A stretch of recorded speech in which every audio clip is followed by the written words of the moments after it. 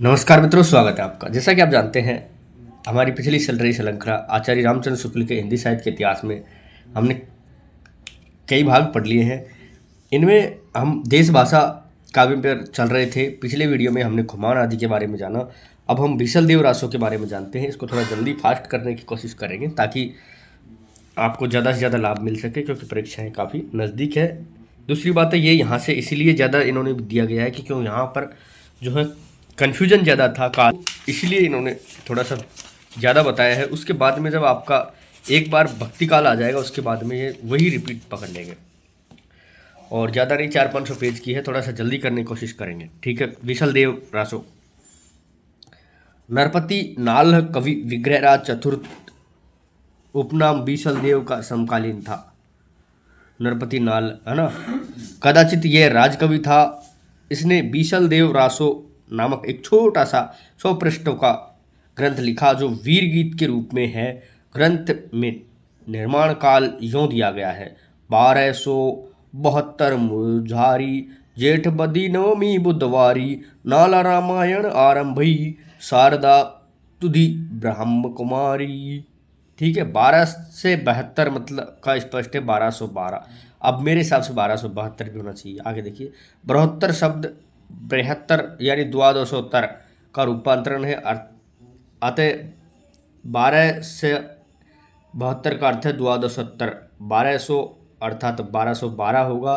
गणना करने पर विक्रम संवत 1212 ज्येष्ठ बदी नवमी को बुधवार ही पड़ता है। कवि ने अपने रासों में सर्वत्र वर्तमान काल का ही प्रयोग किया है, जिसमें बीसल देव का समकालीन जान पड़ता है। विग्रह चतुर्थ बीसल देव का समय 1220 के आसपास है।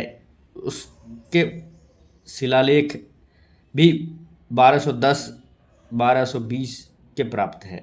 बीसल देव रासो के 4 खंड हैं। यह काव्य लगभग 2000 चरणों में समाप्त हुआ।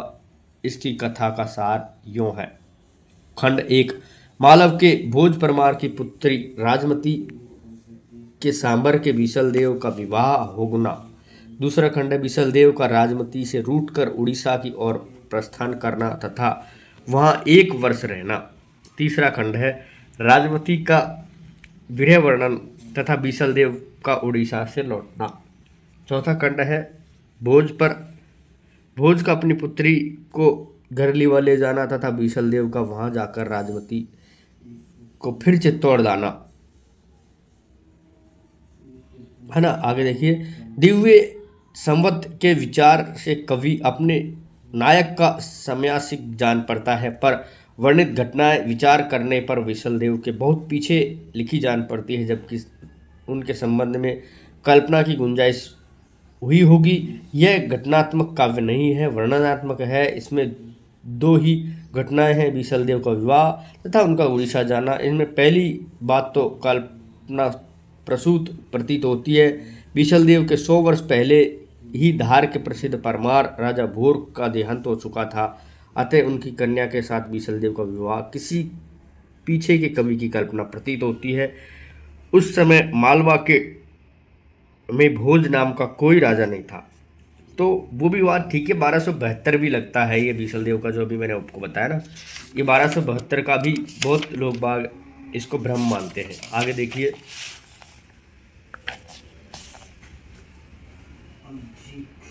बीसल देव की एक परमार वंश की रानी, यह बात परंपरा से अवश्य प्रसिद्ध चली आती थी, क्योंकि इसका उल्लेख पृथ्वीराज रासो में भी है। इस बात को लेकर पुस्तकों में भोज का नाम रखा हुआ जान पड़ता है, अथवा यह हो सकता है कि धार के परमारों की उपाधि ही भोज रही हो और उस आधार पर उन्हीं में से किसी की कन्या के साथ बीसल देव का विवाह हुआ हो। परमार कन्या के संबंध में कई स्थानों पर जो वाक्य आए हैं, उन पर ध्यान देने से यह सिद्धांत पुष्ट होता है कि भोज का नाम कहीं पीछे से न मिलाया गया हो, जैसे जननी गोतू जैसलमेर, गोरडी जैसलमेर की, आबू के परमार की भी राजपूताने में फैले हुए थे।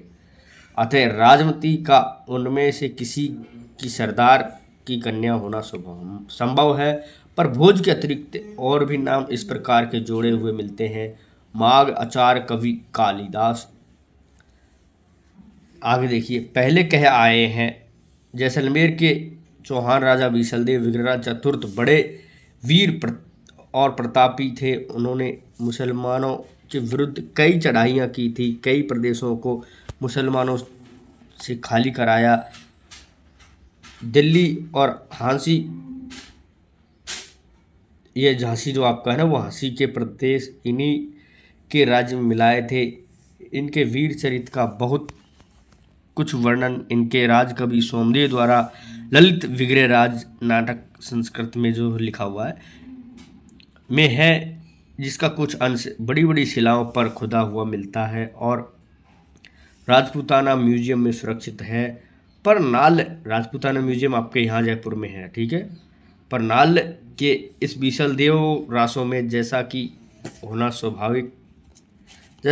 चाहिए था, न उक्त वीर राजा की ऐतिहासिक चढ़ाई का वर्णन है, न शौर्य पराक्रम का वर्णन है।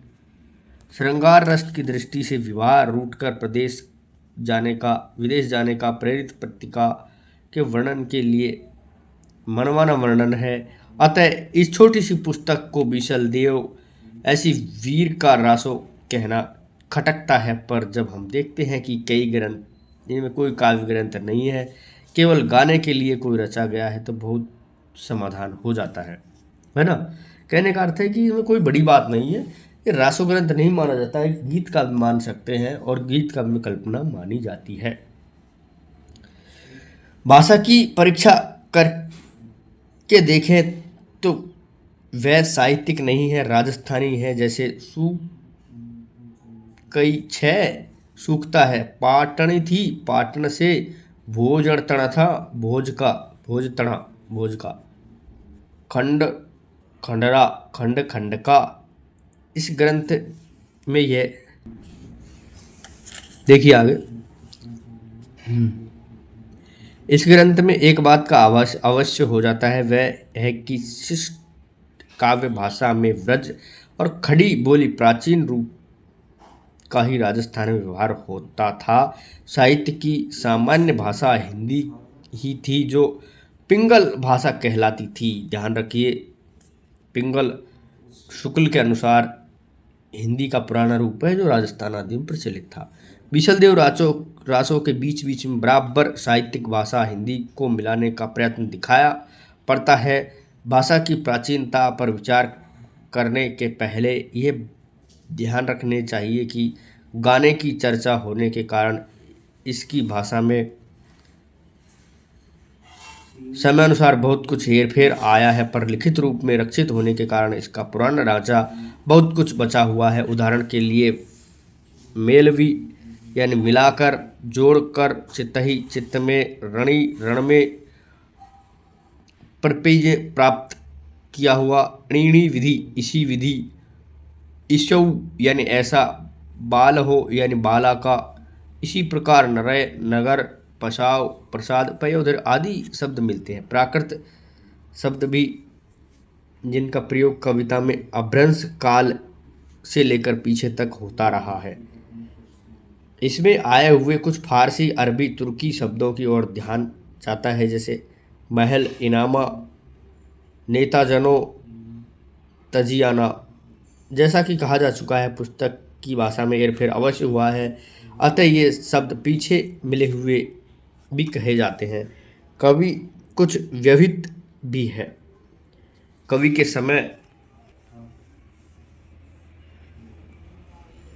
समय से पहले पंजाब में मुसलमानों का प्रवेश हो गया था। वे इधर उधर जीविका के लिए फैलते हुए लगते थे, अतः साधारण शब्दों का प्रचार कोई आश्चर्य की बात नहीं है। बीसलदेव के सरदारों में तजाजुद्दीन मियाँ भी मौजूद है। आगे देखिए, महल पलाण्यो तजानदीन खुमानसा चढ़ी ताह्यो गौण, ये ताजुद्दीन के बारे में कहा गया है।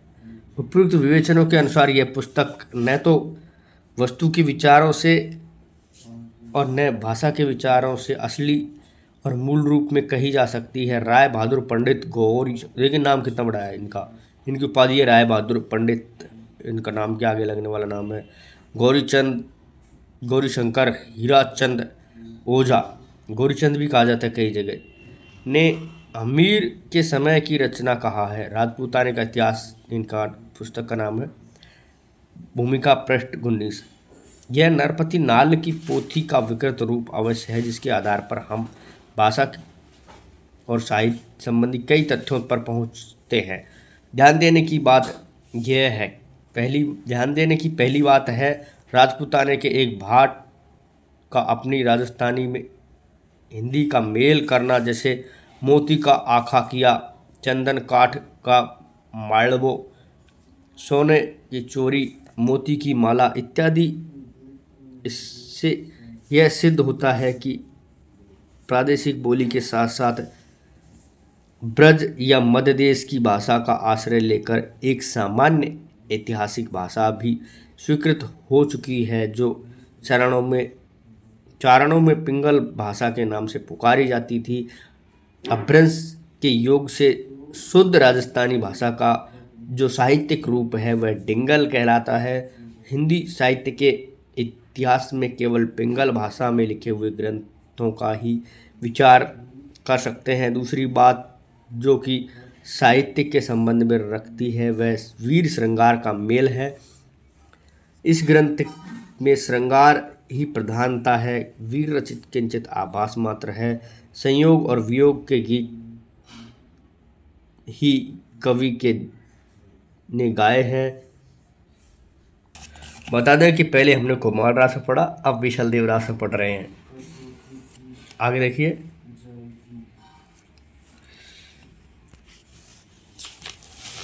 कुछ पद्य के नमूने हैं, आप थोड़ा सा ध्यान से पढ़िए। अशुद्धि कोई बड़ी बात नहीं है, इसमें भाषा हमारी है नहीं है, पर आप ध्यान से पढ़ेंगे तो समझ में आपको आ जाएगा।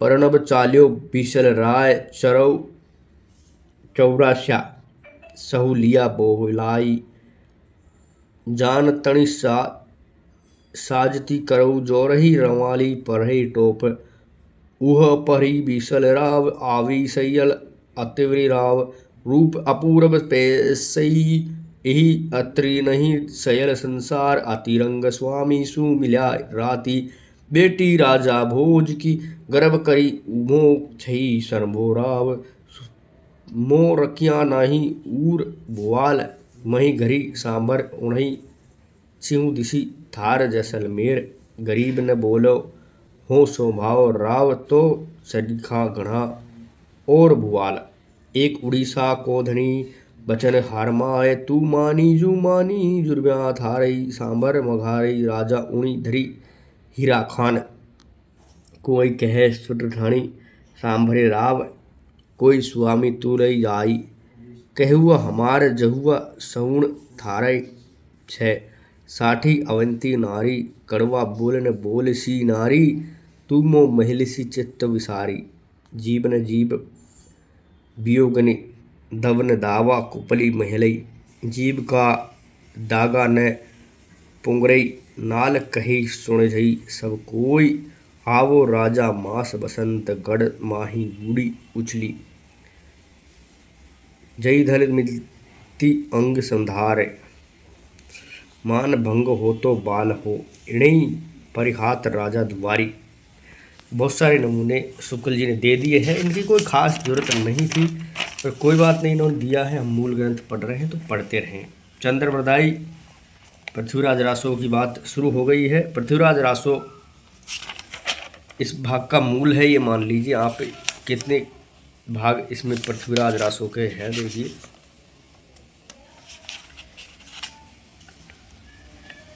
तो फिलहाल के लिए हमें ऐसा लग रहा है कि पृथ्वीराज रासो नहीं हम पूरा भी नहीं कर पाएंगे, और काफ़ी इसमें समय आपका चला जाएगा, इसलिए इस भाग को थोड़ा छोटा रख करके अगले भाग में हम पृथ्वीराज रासो को पढ़ें तो बेहतर रहेगा, क्योंकि इसमें काफ़ी लंबी वीडियो आपकी हो सकती है।